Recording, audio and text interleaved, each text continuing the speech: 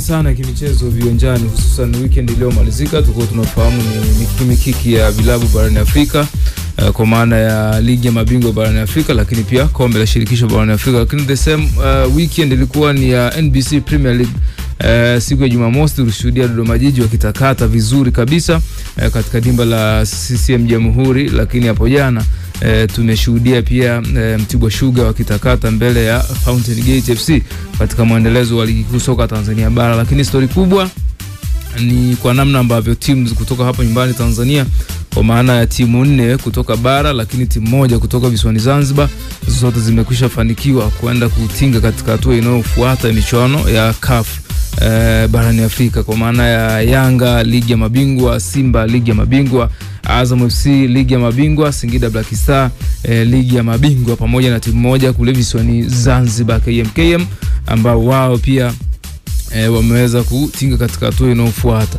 Mjadala ambao unapaswa kuwepo hivi sasa ni kwenda kutazama katika hichi ambacho tunakishuhudia, timu zote kwa hapa bara zimefanikiwa kusonga katika hatua ambayo inafuata, zote 4 zimefanikiwa kufanya hivyo, na tunaweza tukajadili vitu vingi. Je, ligi yetu kwa hivi sasa ni bora kuliko ligi zingine ama namna gani? Ukweli ni ndio tumepiga hatua, kwa maana ya ligi kama ligi ya Tanzania imepiga hatua kirahisi sana. Mtu anaweza akasema hizo timu ambazo tumekutana nazo katika preliminary round si timu ambazo zina huo ubora, lakini the same ni timu hizi ambazo tulikuwa tunakutana nazo huko nyuma, na bado klabu zetu kutoka hapa nyumbani zilikuwa zinashindwa kufanya hicho ambacho kimefanyika raundi hii. Tafsiri yake ni kwamba tusijidogodeshe sana kusema labda ligi yetu haipigi hatua kwa sababu ya hizo timu ambazo tumekutana nazo, lakini tunaweza tukajiuliza, wakati tunataka kuwa magiant ama wakati tunataka kutengeneza kitu fulani ili kufanya vizuri katika hii michuano, hizi timu ambazo tunakutana nazo ndizo hizo ambazo zilikuwa zinatutoa. Kwa hivi sasa sisi kuna namna ambavyo ligi yetu inaziandaa klabu zetu vizuri, ushindani ambao uko kwenye ligi, licha ya kuwa ni mbio za farasi wawili, lakini hao farasi wawili hata wao wenyewe kuna namna ambavyo wanakwenda kupata hizo alama 3 kwa jasho zaidi. Kwa hiyo ligi yetu ina reflect nini ambacho tunana, si tu kutinga katika hatua inayofuata kulingana na, nafikiri baadaye tutazungumza nani anakutana na, lakini kwa dalili zinavyoonyesha huenda kituo kinachofuata ni hatua ya group stage kwa ligi ya mabingwa barani Afrika pamoja na kombe la shirikisho barani Afrika wiki hii. Nimejaribu kufuatilia na kutazama mechi za marudio, lakini bado kuna shughuli kubwa ya kufanya katika vilabu vyetu hivi vikubwa ambavyo wanaonekana kama magiants.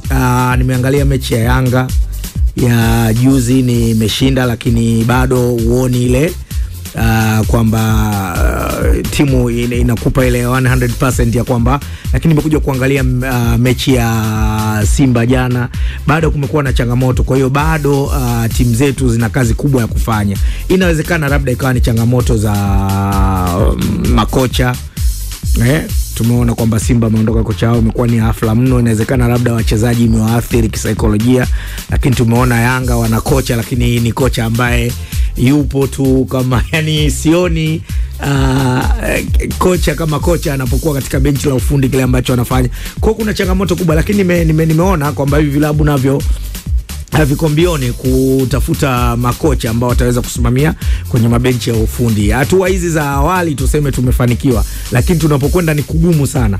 Tukumbuke kwamba mashindano haya ukianza unaanza kwa wepesi sana, lakini kila group stage inavyoendelea kunena huko unakutana na timu ngumu. Hatuwezi kuzibeza timu ambazo hivi vilabu vyetu zimecheza nazo, lakini kwamba kwa hatua iliyofikia wanakwenda mbali zaidi. Kwa hiyo wanakutana na timu ambazo zina ubora zaidi. Kwa hiyo na kwa aina ya timu zetu zinavyocheza na matokeo ambayo tumeyapata, japokuwa tumeshinda, bado kuna kazi kubwa sana. Yani wachezaji wanacheza kwa uwezo wao wenyewe binafsi. Nikwambia kitu kimoja, Uncle BK, kwa Azam FC pamoja na Singida, nafikiri kwao hakuna doubt kubwa sana. Performance yao uwanjani imeonekana, lakini the same story ni kwa Yanga pamoja na Simba, lakini kwa hizi timu zote hizi mbili nafikiri story zao hazifanani, story tofauti.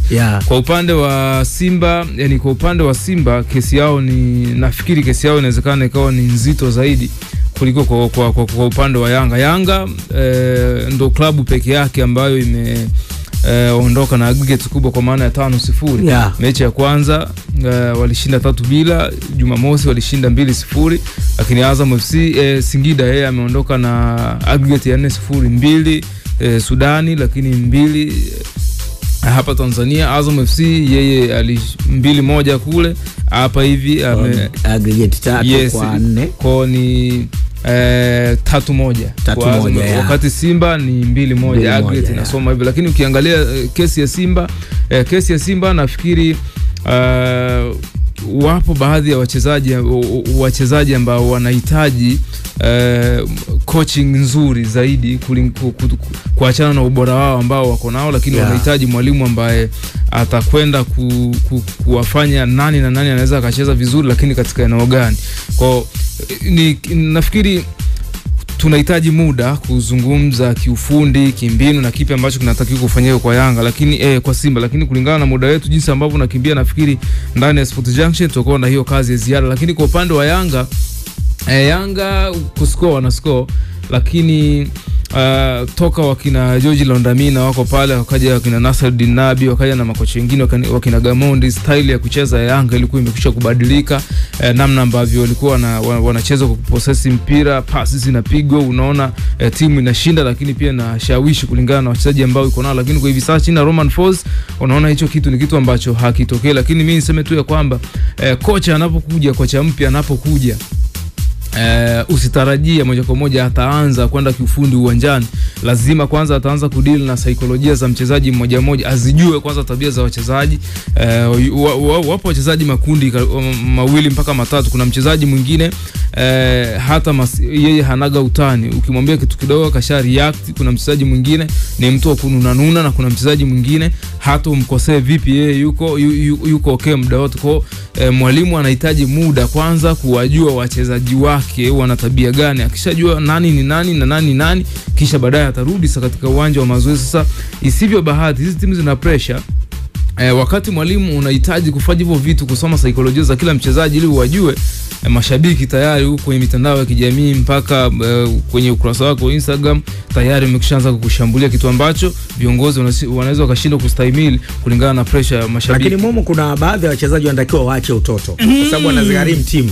Sawa, wachezaji waache utoto. Mengi zaidi jamani. Bwana, mengi zaidi saa 1:20 mpaka 3 kamili ndani ya Sport Junction.